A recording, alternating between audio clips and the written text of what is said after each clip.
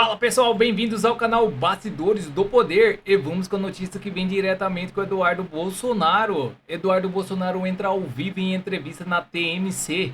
Fique até o final para entender tudo com clareza e vamos deixando os créditos na plataforma para Eduardo Bolsonaro. E aqui a gente não aceita narrativa pronta porque investigamos, analisamos e revelamos os bastidores das decisões que impactam o Brasil. E vamos além da superfície, questionamos, conectamos fatos e mostramos o que está por trás dos interesses. Mostramos informações sem maquiagem, análises firmes e compromisso com a verdade. Bastidores do Poder, porque informação é poder e você merece a verdade. E não se esqueça de deixar o seu comentário e de dizer de qual cidade você vê esta matéria para que possamos saber até onde está chegando a nossa audiência. Sem mais enrolações, vamos à matéria. De agora, seja bem-vindo, deputado. Muito bom dia, prazer conversar com o senhor. Bom dia, deputado. Bom dia, satisfação é minha, né? Aqui no Texas 2 horas a menos, então cerca de 5h30 da manhã, mas muito feliz de acordar, tendo uma excelente audiência com vocês da Transamérica. Ah, então vale um bom dia, né? Com 2 horas a menos, então vamos lá. Café da manhã tomado, deputado, com base na sua formação, como é que o senhor interpreta, não dá pra gente começar essa conversa de outro assunto, né? Como é que o senhor interpreta o que aconteceu ontem na CCJ e depois no plenário do Senado? Se o senhor me permite, quero dividir essa pergunta em duas, o aspecto técnico e o aspecto político de tudo que aconteceu ontem no Senado.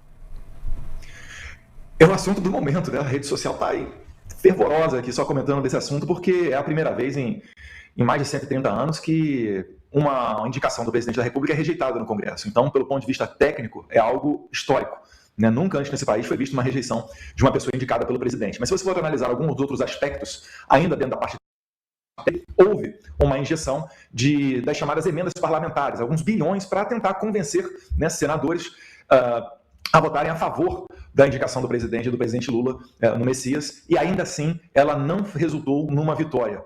Então, diante desse contexto, né, além de histórico, tem muita gente já falando que é o fim do governo Lula dentro do Congresso Nacional. É aquele famoso, em Brasília a gente fala, né, começou a servir o cafezinho frio, porque a perspectiva, agora saltando para a análise mais política, né, é de que o governo não tenha forças nem para uma nova indicação para o STF dentro do Senado. Então, a situação realmente não é das melhores para o Lula e, politicamente, é uma grande sinalização de que o centro, ao menos, né, a sua grande maioria, não irá com a esquerda para essa eleição. Ou seja, é mais um indicativo de que a eleição desse ano está pendendo mais para a direita e que não vale a pena, nem recebendo muitas emendas em ano eleitoral, você cerrar fileiras com o governo do PT. Então, né, eu que não sou isento, né, adianto para vocês que foi um dia de muita celebração ontem e agora falando mais do público da direita, né, o Messias ele foi muito criticado devido a algumas condutas, né, algumas resoluções assinadas abortistas, outras por parte de perseguição. Eu mesmo, né, li notícias da imprensa à época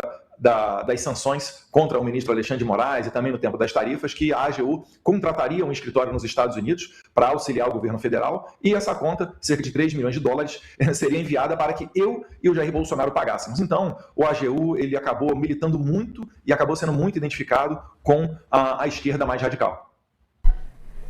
Eduardo, queria perguntar ao senhor sobre a articulação política para a rejeição de Messias. Ontem, depois da votação no Senado, seu irmão pré-candidato à presidência, Flávio Bolsonaro, disse que não participou dessas conversas, mas o senhor e o seu outro irmão, Carlos Bolsonaro, falaram, inclusive, em publicações nas redes sociais, que venceram esse processo, que a direita venceu, que foi um dia de vitória, de comemoração, como o senhor mesmo disse. Davi Alcolumbre, presidente do Senado, ele surgiu ontem à noite, hoje, como um personagem responsável pela rejeição. Mas como foi essa articulação? Olha, de fato, né, eu vi a declaração ontem do meu irmão, do senador Flávio Bolsonaro, eu achei que ele foi muito humilde e muito sincero, né, autêntico, ao falar que, olha, a criança é bonita, mas eu não sou o pai da criança. Eu acho que isso aí foi muito bom, porque normalmente dentro do meio político, quando uma criança nasce bonita, ela tem vários pais. Então, o Flávio Bolsonaro foi muito humilde. Eu acho também que ele reconhece que o senador Rogério Marinho teve um papel muito importante, ele sim, ativamente articulando contra a aprovação do Messias, e nas próprias redes sociais, né? Eu não posso dizer que eu fui o líder, ou que eu coloquei adiante essa rejeição, até porque o Senado, nesse tipo de situação, ele não é tão sensível, né, às manifestações populares, porque se você for para ver, né, normalmente existe um grande debate antes de cada indicação ao STF, e não é necessariamente nas redes sociais que conseguem exercer um poder de pressão sobre os senadores, até porque sempre acaba sendo, em que pese as críticas, né, sempre acaba sendo aprovado a indicação do presidente, seja ele de direita ou de esquerda. esquerda. Então a declaração do Flávio, muito original, muito autêntica. Eu, nas redes sociais, né, parabenizei muito o senador Rogério Marinho, que tem esse perfil mais articulador, mais de bastidor, mais de transitar entre o centro, a direita, às vezes até indo à esquerda, para tentar colher os frutos dentro do Senado Federal. Então acho que essa articulação ficou muito a cargo dele. Obviamente, outros senadores participaram, mas eu não enxerguei a pressão da rede social como sendo determinante nesse caso. Até porque, sendo bem sincero, a expectativa geral é de que, em que pese as críticas da direita, fosse aprovado o nome do Messias. Afinal de contas, nunca antes na história desse país um nome foi reprovado. E na cabeça de alguém de direita, o que a gente imagina? Se o nome de Flávio Dino, que tem uma imagem muito mais radical, foi aprovado, o que dirá o do Messias? Ainda mais depois de uma injeção de alguns bons bilhões de reais através de emendas parlamentares. Então, eu posso te adiantar que foi uma surpresa, mas, mais uma vez aqui, eu parabenizo a articulação do senador Rogério Marinho. Acho que ele sim foi o líder, né, dessa questão toda. E também vi o vídeo do Alcolumbre cochichando no pé do ouvido do senador Jacques Wagner, né, líder do PT, antes da votação, por 8 votos.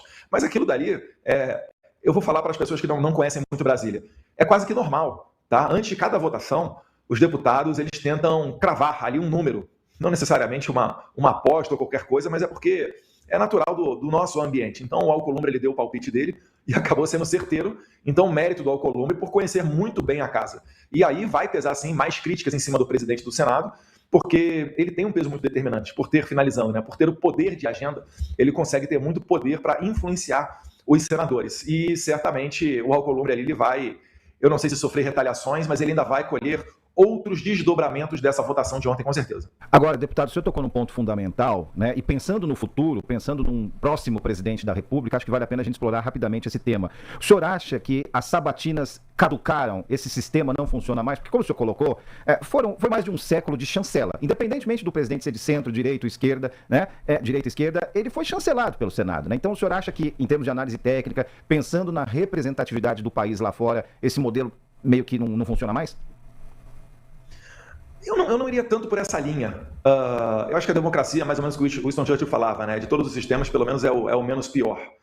O sistema, na verdade, ele não tem que aprovar ou desaprovar. É claro, eu sou um conservador, eu tenho minhas críticas com relação ao Messias, e estou muito feliz que foi reprovado o nome dele. Mas o fato de sempre ter sido aprovado, eu não vejo como uma necessidade de mudança desse sistema. Se o senador faz um trabalho ruim, olha, então cabe à população, aos eleitores dele mudar. Esse ponto é um ponto muito interessante, porque gera muito debate, inclusive dentro do Congresso Nacional. Mas eu digo que eu tenho muitas críticas, eu talvez mudaria um pouco o sistema eleitoral brasileiro, mas não, essa maneira da sabatina eu não mudaria nesse momento. Por exemplo, uma das críticas que eu tenho, que eu gostaria que fosse implementada, seria um mandato fixo para os ministros da Suprema Corte. Porque enquanto você muda o Poder Executivo, você muda o Congresso a cada 4 anos, a Suprema Corte é um mandato vitalício. Até os 75 anos de idade, se quiser, né, o juiz da Suprema Corte fica lá no STF. E aí isso daí também faz com que os presidentes sejam mais inclinados à indicação de nomes mais jovens e não necessariamente os mais qualificados. E se você tiver um mandato fixo, como é, por exemplo, em Portugal, né, de 5, 6, 7 anos, isso daí seria sanado e o Supremo Tribunal Federal andaria mais ou menos na mesma velocidade do Congresso e do Poder Executivo. Porque não faz sentido você mudar o Executivo, o Legislativo e não mudar, né, a Suprema Corte. Você esperar ali décadas para que a Suprema Corte seja oxigenada com essas novas ideias. Quero falar sobre como está a direita para as eleições deste ano. As pesquisas eleitorais mostram a força dos nomes de direita para as eleições. O Senado é um objetivo importante, entendo. Além de Flávio Bolsonaro como pré-candidato à presidência, o nome de Nicolas Ferreira aparece como uma potência, a gente vê nas redes sociais. Michele Bolsonaro também tem uma articulação importante, transita bem na opinião pública, falando da direita. Queria entender como é que é possível, ou seria possível, ou vai ser viável evitar a fragmentação da direita neste ano. Olha, isso daí é um sinônimo de pluralidade de ideias, né, de liberdade. Se nós olharmos para a esquerda ela não é unida. Vou dar um exemplo só, porque às vezes as pessoas têm essa má impressão, não má impressão, né, essa ideia, que eu acredito errada, de que a esquerda é muito unida. A gente viu semana passada, né, os Estados Unidos comprando a mineradora de Serra Verde, né? Então, como é subsolo brasileiro, competência privativa da União, o governo Lula permitindo essa venda aos americanos, o que eu acho até até positivo, né? E quem entrou com uma ação contra essa ação do governo federal? O PSOL, que também é um partido de esquerda. Então, essa fragmentação, eu vejo ela como natural. Eu não posso aqui ser, né, tão arrogante a ponto de imaginar que não, só vai haver uma direita, Bolsonaro é dono da direita. Não é isso.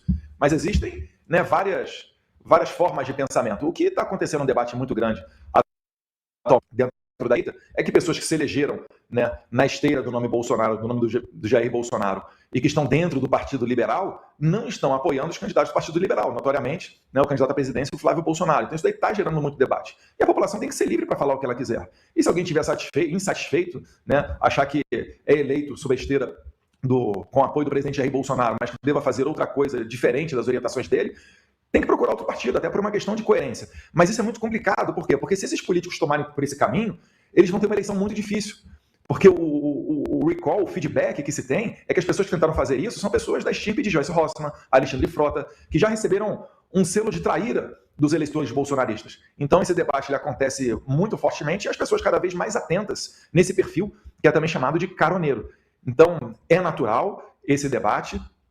Eu não estou acusando ninguém aqui de ser traíra ou de ser caroneiro, isso daí é da opinião de cada um forma a sua opinião, mas podem ter certeza, quando um debate, né, desses vem a público, é porque já se tentou nos bastidores, várias vezes, tentou-se saná-lo. Né? Eu mesmo já conversei com vários atores, com várias pessoas para apoiar o Flávio Bolsonaro, e, como última instância, né, isso acaba ficando muito claro ao eleitor. As pessoas que estão no PL e que não apoiarem Flávio Bolsonaro, essas serão as pessoas principais prejudicadas. Né, porque você quebra com a coerência. Se você não respeita o líder, né, a pessoa que, teoricamente, é responsável pela sua eleição, ora bolas, que tipo de ser humano você é? As pessoas torcem o nariz não só finalizando, as pessoas torcem o nariz não só para os casos de corrupção, né, crimes do colarinho branco, mas também por conta dessa conduta infiel partidária. Mas o julgamento é de cada um.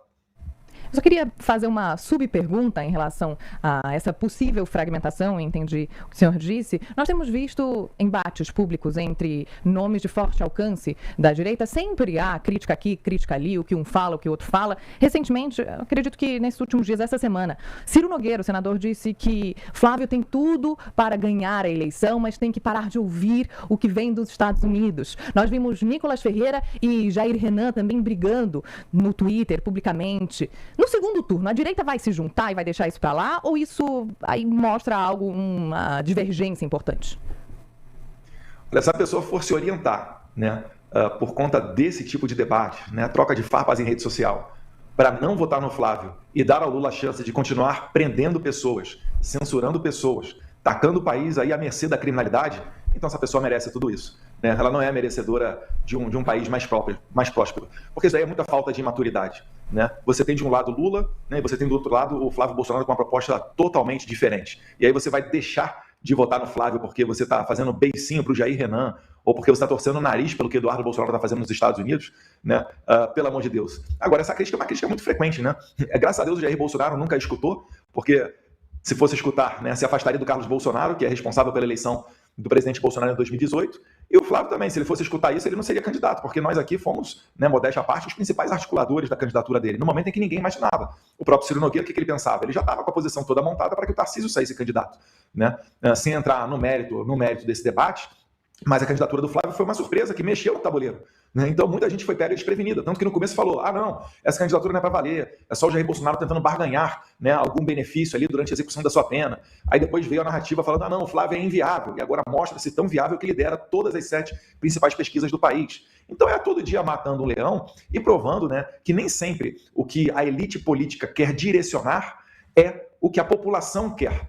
Então quando a gente permite, quando a gente leva o nome à população, você vê que somente um nome tem moral e realmente força junto aos brasileiros, que é o nome do Jair Messias Bolsonaro, que mesmo censurado, preso injustamente, sem poder se comunicar e agora sem poder sequer receber a visita de outros políticos, né, consegue ainda manter a sua força política para ser retirado do jogo político. E graças a Deus a população está dando o seu recado, que a gente vai dar a volta por cima na eleição de outubro. Muito bem, para você que ligou o rádio agora, para você que entrou no nosso canal agora, nós estamos entrevistando com exclusividade aqui na TMC o deputado Eduardo Bolsonaro. Deputado, você tocou em outro ponto fundamental, que é a questão da influência das redes sociais e dessa superficialidade em toda a discussão política, né? Qualquer que seja a discussão política no Brasil. Qual a sua opinião pessoal e como articulador também do poder, né, que essas fake news têm e vão ter nessa eleição, especificamente de 2026? Olha, antes de mais nada, é muito perigoso, né, você trabalhar com a ideia, como havia dentro do projeto de lei 2030, né, de relatoria do deputado Orlando Silva, do PCdoB de São Paulo. É muito perigoso você trabalhar com a ideia de ter algum instrumento estatal para controlar o que a pessoa pode ou não dizer. O problema não é o meio, o problema não é a internet. A internet hoje, né, as redes sociais, elas são a nova praça pública, como bem disse o Elon Musk. Então, da mesma maneira em que eu falaria nos anos 80, né, nos anos 90, na rua, né, em cima talvez de um banquinho numa praça pública, ou escreveria para um jornal, ou seria uma entrevista ao vivo numa televisão, numa grande cadeia de televisão, hoje em dia tem a internet. Só que a internet é uma bazuca, porque enquanto numa praça pública eu falaria para algumas centenas de pessoas, ou na televisão eu atingiria alguns milhares de pessoas, na internet eu atinjo milhões através de uma postagem, a depender da postagem.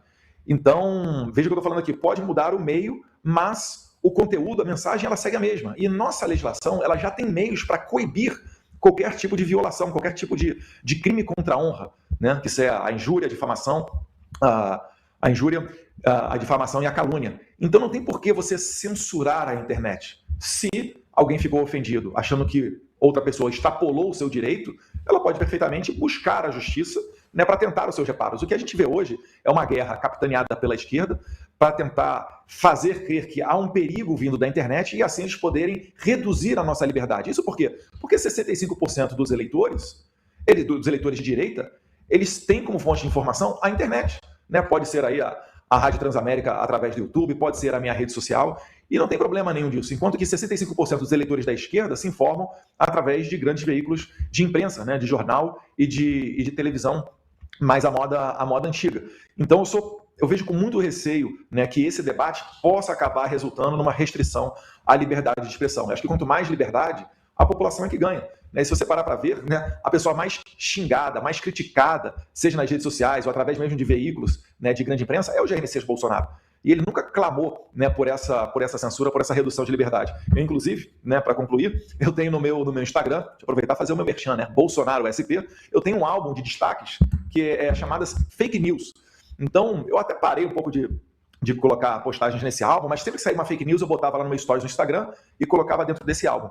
Pela primeira vez, um álbum meu lotou e eu tive que abrir o hall das fake news número 2, porque tamanhas são, né, as mentiras que são perpetradas contra mim, contra a minha família, e enfim, e eu não me incomodo com isso, que assim seja, até porque é uma oportunidade que eu tenho de crescer. Né? O Jair Bolsonaro cresceu dessa maneira, né, tendo a internet para mostrar quando ele é injustamente rotulado de racista, sexista, misógino, xenófobo, homofóbico, enfim. Então, de cada limão aí, a gente fez uma limonada, graças a Deus, por ter ainda liberdade no país. Eu espero que não haja censura como ocorreu na eleição de 2022, onde a Carmen Lúcia abriu uma exceção e deu poderes ao Alexandre de Moraes de fazer as chamadas ordens secretas de censura naquela oportunidade.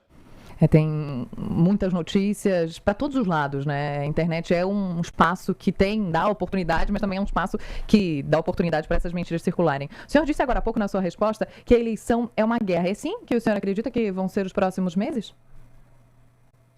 Com certeza.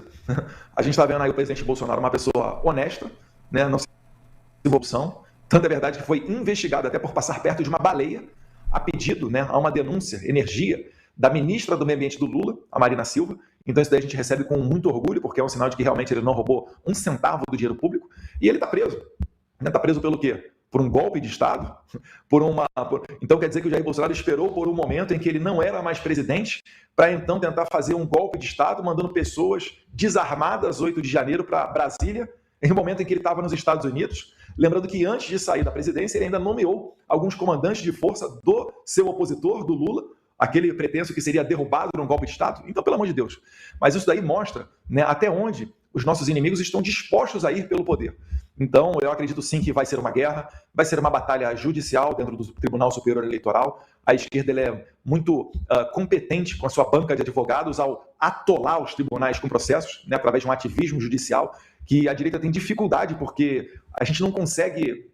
Não é questão de instrumentos, mas é questão de princípios, sabe? De você obrigar o outro a deletar posts, como ocorreu com Flávio Bolsonaro e comigo em 2022, onde a gente fala da proximidade de Lula com o Nicolás Maduro, ou de outros ditadores, como Lula e o ditador da Nicarágua, o Daniel Ortega. Tivemos que apagar esses posts. Então a direita ela não consegue, né, censurar o seu lado, ainda que lado opositor político, nesse sentido, mas certamente vai ser uma guerra, né? Parafraseando aqui o que a Dilma Rousseff já disse, ex-presidente do PT, né? Eles fazem o diabo pelo poder. A gente não faz o diabo pelo poder, mas a gente acredita na justiça divina, e eu acredito também que a nova composição do Tribunal Superior Eleitoral, muito diferente daquela de 2022, ela vai dar, né, um balanço mais justo para essa próxima eleição. Ou seja, né, vai sair Alexandre de Moraes, Carmen Lúcia, dentre outros, né, Benedito Gonçalves, e vai entrar ali dos 7 juízes do Tribunal Superior Eleitoral, os 3 que vão fazer a composição que vem da STF, que estarão lá no TSE, serão o presidente Cássio Nunes, vice-presidente André Mendonça, e o terceiro será o ministro Dias Toffoli.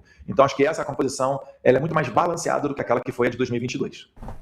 O senhor tem mantido uma agenda ativa fora do Brasil e muito se especula sobre o alcance dessa articulação. Qual é o seu papel, sua função na campanha de Flávio Bolsonaro? Olha, com certeza, tudo que a gente faz, até pela internet, obviamente, né? As redes sociais estarem no Brasil, nós temos muito forte, né? 95% dos meus seguidores estão no Brasil, a gente acaba politicamente atingindo o Brasil. Então, certamente eu vou ter um papel ainda de cabo eleitoral nessas eleições. E com relação ao Flávio Bolsonaro, é ajudar na articulação internacional. Eu tenho dito que o Flávio Bolsonaro vai ser o candidato de direita com o maior apoio, né, de toda a história eleitoral da direita. Então, se você for parar para ver, você já tem sinalizações a favor do presidente da Argentina, Javier Milei, com quem a gente tem contato frequente. Nós fizemos recentemente uma visita, né, junto com o Flávio Bolsonaro, final de janeiro, início de fevereiro, para o Oriente Médio. O Flávio Bolsonaro, que é apenas um candidato, foi recebido pelos chefes de Estado de Israel e do Bahrein, algo que não é comum, porque normalmente chefe de Estado só fala com o chefe de Estado. Nós só não encontramos com o presidente dos Emirados Árabes Unidos, né, o Sheikh Mohammed bin Zayed, porque ele não estava lá no país naquele momento, mas também passamos por lá, fomos muito bem recebidos. Os Estados Unidos, né, certamente estão de olho em todas as críticas que o Lula faz, o Lula buscando uma falta, tentando provocar o Trump, imaginando que um conflito público com o presidente norte-americano traria mais popularidade para o Lula nesse ano eleitoral, mas eu acho que essa estratégia não será frutífera. Então, da minha parte, a gente faz esses trabalhos. Eu acho que até a eleição o Flávio deve fazer uma ida à Europa para falar com, mais uma vez, porque ele já foi à França recentemente, logo após o Oriente Médio, mas eu acho que ele deve ir à Europa falar no Parlamento Europeu antes da eleição, porque isso daí vai mostrando a sua cara no exterior e você consegue bypassar, muitas das vezes, notícias enviesadas da grande imprensa que chegam por lá. Porque se você for fazer uma análise, né, o que sai no Le Monde francês, no El País da Espanha, ou no The Guardian lá do Reino Unido, é basicamente o que sai em grandes veículos de comunicação do Brasil. E nós a realidade, nós temos muita crítica. Então, quando você vai no local, olha no olho das pessoas, fala com elas, né, isso daí certamente também aumenta a sua moral internacional, e a gente está vendo que a pressão internacional, sim, ela interfere dentro da política nacional. Todo mundo está fazendo isso, inclusive o Lula, né? Não foi à toa que ele recentemente fez um giro pela Europa, foi buscando apoio, né, visando principalmente capital político para a eleição desse ano. Nessa linha, deputado, falando em articulação internacional, de alguma forma o senhor se sente responsável pelos meses de tarifaço imposto pelos Estados Unidos a setores produtivos do Brasil? O senhor aceita essa crítica da oposição? Não, negativo, porque eu nunca pedi tarifas, né? Quando veio a tarifa, ela foi uma surpresa. Nós sempre trabalhamos, né, prestando informações quando nós somos convidados a opinar, as autoridades americanas, e graças a Deus, depois de anos de relacionamento, a gente goza de muitas portas abertas, né, e muita confiança junto aos nossos aliados por aqui. Eu falo por aqui que estou falando dos Estados Unidos, né, do Texas. Então, a questão da tarifa, quando ela veio, ela foi uma surpresa. Se você for parar para ver as minhas redes sociais, eu nunca fiz pedidos de tarifa ao Brasil. Agora, naquela oportunidade, o que eu enfatizei? Eu falei, olha, todos nós concordamos que dentro da via democrática, dentro das possibilidades que a gente tem no Brasil, o nosso raio de ação ele é muito limitado, porque quase tudo vai para as mãos do Alexandre de Moraes. Ele é um desafeto público do presidente Jair Bolsonaro, tanto é que o presidente Jair Bolsonaro, enquanto presidente, ele fez um pedido de impeachment contra o ministro Alexandre de Moraes, e vale lembrar também das matérias do Glenn Greenwald, que teve acesso ao WhatsApp do entorno do Alexandre de Moraes, e juízes assessores dele falando, né, que o Moraes queria pegar o Eduardo Bolsonaro. Então, num ambiente onde todas as nossas causas são julgadas pelo Alexandre de Moraes, já não há esperança de que dali venha a justiça. Se houvesse justiça, ele próprio, Moraes, se declararia impedido de julgar os nossos processos e as nossas causas. Então, naquela oportunidade onde o Trump anunciou as tarifas, a gente tentou fazer do limão uma limonada. Então eu falei, olha, já que está ocorrendo uma pressão contra o Brasil, nós temos que fazer a elite econômica brasileira, né, bater as portas do STF e não bater as portas da Casa Branca. E foi justamente isso que um grupo de empresários brasileiros ouviu, né, pagou alguns milhões de dólares, né, contratando escritórios de advocacia e firmas de lobby, chegaram aqui até o 02 do Departamento de Estado, né, o senhor Christopher Landau, que é um especialista em Brasil, e ouviram do Christopher Landau aquilo que eu sempre falei, né, olha, se a gente bater a porta das autoridades de Brasília. Lamentavelmente, né, não houve essa pressão bem direcionada, porque também poderia ter sido tirado fruto pressionando o Congresso Nacional para aprovar a anistia, e depois, por uma mudança de conjuntura do cenário interno americano, né, o desejo do presidente Trump de reduzir a inflação nos Estados Unidos, as tarifas, né, para o bem, porque eu gostei dessa notícia, né, foram retiradas em quase sua totalidade. E aquilo que eu não gostei foi a retirada, a suspensão da Lei Magnitsky contra o ministro Alexandre de Moraes. Mas estou esperançoso, né, de que ela possa, em breve, né, quem sabe, vamos ver, isso não depende de mim, mas em breve retornar essas sanções, porque eu acredito que o Alexandre de Moraes segue sendo um violador de direitos humanos e os Estados Unidos jamais disse que ele deixou de ser um violador de direitos humanos, apenas o retirou da lista de sancionados da OFAC. Queria aproveitar que o senhor falou do ministro Alexandre de Moraes, o senhor respondeu a um processo por suposta coação relacionada a articulações com o governo dos Estados Unidos, sobre isso que a gente estava falando aqui agora, e eu queria aproveitar para perguntar se o senhor tecnicamente se considera um réu ausente, foragido, como é que o senhor se considera atualmente? Isso é um pouco estranho, porque eu não sei desse processo, eu não fui citado, eu não fui intimado. Eu falo para vocês, não escondo de ninguém, eu estou aqui no Texas, nos Estados Unidos. Quando meu mandato foi cassado, essa foi a justificativa utilizada. Eu tentei, né, ser líder da minoria antes, porque o líder da minoria, explicando para os nossos ouvintes da Transamérica, né, se estiver vendo pelo YouTube, já deixa aí o seu like, né, para que o algoritmo entregue a nossa transmissão ao vivo para o maior número de pessoas. Eu tentei ser líder da minoria. Por quê? Porque o líder da minoria, ele não tem que marcar presença na Câmara dos Deputados. Ou seja, isso abonaria a minha ausência, eu continuaria votando tudo através do celular e não levaria a falta. O presidente da Câmara, Hugo Mota, contrário àquilo que eu desejaria, contrário a defender o interesse dos deputados federais.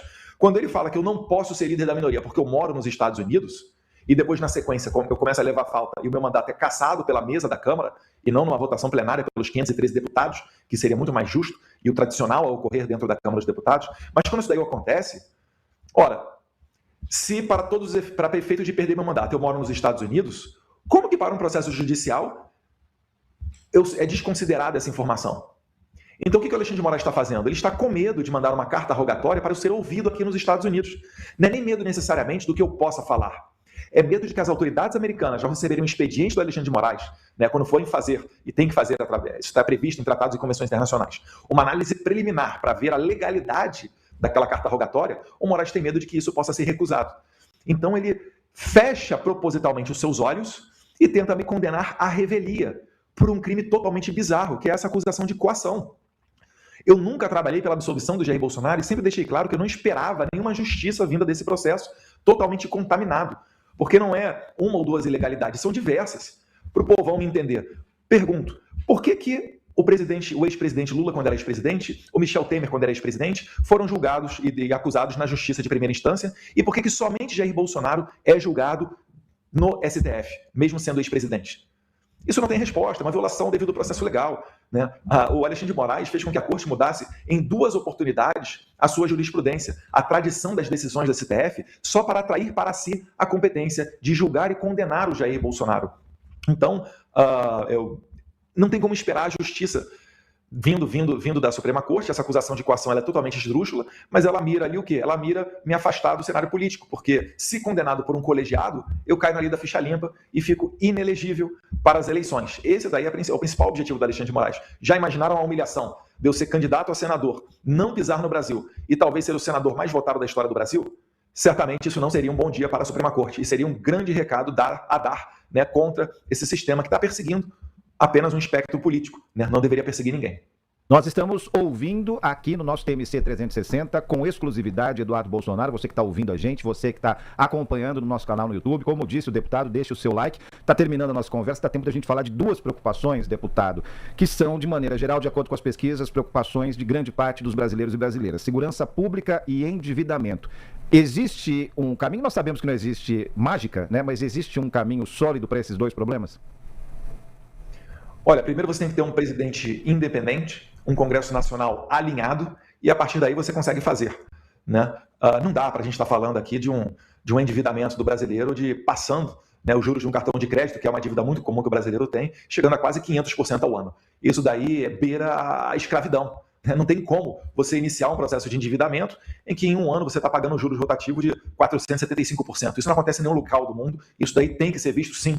Né? Eu sei que os bancos reclamam dos riscos, da inadimplência e etc., mas ainda assim é um parâmetro sem igual no mundo. Então você tem que mudar essa realidade. Você tem que mudar essa questão da taxa de juros. Agora, como é que isso daí vai ser mudado? Com um governo com mais austeridade, que reduz os gastos. A gente não pode ver um governo Lula gastando como gasta né? E você achar que isso daí está tudo bem, porque não está. É natural, é reflexo que a taxa de juros ela vai aumentar. É natural que haverá menos dinheiro sendo investido para abrir a lojinha, para abrir a padaria, e essas pessoas coloquem o seu dinheiro para render. É por isso, né, até que o Paulo Guedes fala muito, né, o Brasil não pode ser o país dos rentistas. É disso que ele está falando. Porque compensa mais você deixar o seu dinheiro investido, guardado, né, em determinados investimentos, do que aplicado realmente no capital produtivo. Então isso daí vai mudar. Eu estou vendo cada vez mais os políticos falando que Flávio Bolsonaro vai encampar esse movimento também, que é um movimento sensível, né, do trabalhador brasileiro, atinge muitas pessoas, é a aflição de muitas famílias, e paralelamente a isso você tem a questão da segurança, que vai também pelo mesmo caminho. Qual caminho? De você ter um presidente alinhado com o Congresso Nacional e que realmente combata a criminalidade. Porque só tem uma maneira da criminalidade reduzir, é combatendo-a. Olha o exemplo de El Salvador com o presidente Bukele. Em 2016, El Salvador foi o país com a maior taxa de homicídios do mundo. 102 assassinatos para cada grupo de 100 mil habitantes. Como é que está El Salvador, um pequeno país da América Central, hoje em dia? É um país mais seguro até do que o Canadá, né? A taxa de homicídios lá caiu de 102 para cerca de 1,2 ou 1,3 homicídios para cada grupo de 100 mil habitantes. Como é que o Bukele conseguiu fazer isso? Com apoio do Congresso. Tendo maioria no Congresso, primeiro ele tratou de retirar da sua frente aqueles que o bloqueavam. No primeiro dia do novo Congresso de El Salvador, foi feito impeachment constitucional de todos os ministros da Suprema Corte de El Salvador que bloqueavam Nayib Bukele. Eu acho que o Brasil não precisa de tanto, mas é preciso sim que o Senado exerça a sua função para conter uma parte da Suprema Corte. Não adianta você falar em autocontenção, porque quem experimenta do poder, voluntariamente, não volta atrás e reduz a sua esfera de influência. É só dali para frente, né? Voltando aqui ao exemplo da Carmen Lúcia. A Carmen Lúcia deu uma carta branca para o Moraes poder, né, ter amplos poderes para censurar as redes sociais só até o segundo turno da eleição. O que a gente viu? Viu uma censura à torta e à direita. A todo momento pessoas sendo bloqueadas, a todo momento pessoas sendo censuradas. E isso daí também dá um efeito reflexo intimidatório, que as pessoas têm medo de falar, de se expressar, né, em público, com medo de sofrerem retaliações. Então, nesse ambiente, né, você tem que colocar um freio nesses abusos. Você tem que ter um presidente, junto com o Congresso, para, vencendo esses bloqueios, colocar adiante uma política de segurança pública que deixe preso o bandido. Por que o Brasil tem uma criminalidade muito alta? Porque as cadeias viraram portas giratórias. O cara entra lá, um juiz consegue enxergar, né, alguma brecha na lei, ou um advogado, e aí a pessoa vai e solta. É por isso que a gente vê a todo momento a polícia prendendo, né, aqueles bandidos que têm a ficha criminal que dá a volta no quarteirão. E o único momento que eles não delinquiram foi justamente o momento em que eles estavam presos. Então eu endosso muito a ideia de que sejam construídos presídios. É uma proposta do Flávio Bolsonaro de copiar o modelo do Bukele de El Salvador. Pelas minhas contas, PCC e CV, as estimativas que eles têm de criminosos integrando essas quadrilhas é de que sejam necessários 2 presídios iguais ao de El Salvador, 2 CECOT, que é o Centro de Confinamento dos Terroristas, né, sendo feitos no Brasil, para você encarcerar toda essa massa de bandidos do primeiro comando da capital e do Comando Vermelho, para citar aqui apenas 2 das principais facções do Brasil, e assim você garante que a população possa ir trabalhar em paz. Ninguém aguenta mais, né, ter que tirar o relógio para correr na rua, né, ou às vezes até não comprar um carro que poderia, com medo de ser roubado, ou que seja o sonho da classe média ter um carro blindado. Isso daí só ocorre em países em guerra. Deputado, o nosso tempo estourou, mas eu vou sair aqui do script porque eu queria muito falar com o senhor de um assunto que é importante para hoje, aproveitar a sua presença aqui no TMC 360, aproveito também para agradecer a sua entrevista, porque tem uma votação importante, discussão importante no Congresso hoje, o PL da dosimetria, que surge também como uma promessa de campanha de candidatos da direita, não preciso nem citar o seu irmão Flávio Bolsonaro para candidato, mas esse projeto, ele surgiu no contexto das condenações pelos atos de 8 de janeiro, com o argumento de rever a dosimetria das penas, mas há uma preocupação com a abrangência dessa proposta, já que as mudanças nas regras dos cálculos das penas podem atingir outros crimes, valer para outros crimes. Gostaria de perguntar qual a sua análise sobre a votação e sobre essa crítica em relação à possibilidade de um efeito cascata em relação a outros crimes. Normalmente quem faz essa crítica são os políticos de esquerda, né? Dizer que eles estão preocupados com a segurança pública, para mim, é uma piada, né, por vários fatores. Historicamente, sempre que você tenta colocar adiante, como por exemplo, né, o deputado Guilherme Derrite colocou o fim das saídas temporárias, a resistência que a gente tem é justamente na esquerda. Ela é tão pró-criminoso nesse tipo de debate, nesse tipo de projeto de lei, e você pode ver, recentemente, né, o Lula e o seu chanceler Mauro Vieira estavam fazendo lobby a favor do CV e do PCC nos Estados Unidos, a fim de pressionar as autoridades americanas a não reconhecer os bandidos dessas quadrilhas como narcoterroristas. Eu não sei a quem isso beneficia. Ou melhor, até sei, né, só beneficia os bandidos que integram essas quadrilhas. Então não vejo como uma crítica legítima. Por óbvio, eu trabalhei, pressionei, me empenho e acho que tem que voltar ao debate a questão da anistia, porque a dosimetria foi aquilo que sobrou. E vai ter pouco efeito prático. Por quê? Porque ainda que seja derrubado o veto do Lula e passe a valer essa lei da chamada dosimetria, ela vai ter muita dificuldade para ser implementada. Por quê? Porque ela não é um cálculo fixo de redução de pena. O que eu quero dizer? Não é que quando ela for aprovada, a pena vai ser reduzida pela metade. Ela vai ser reduzida 1/3.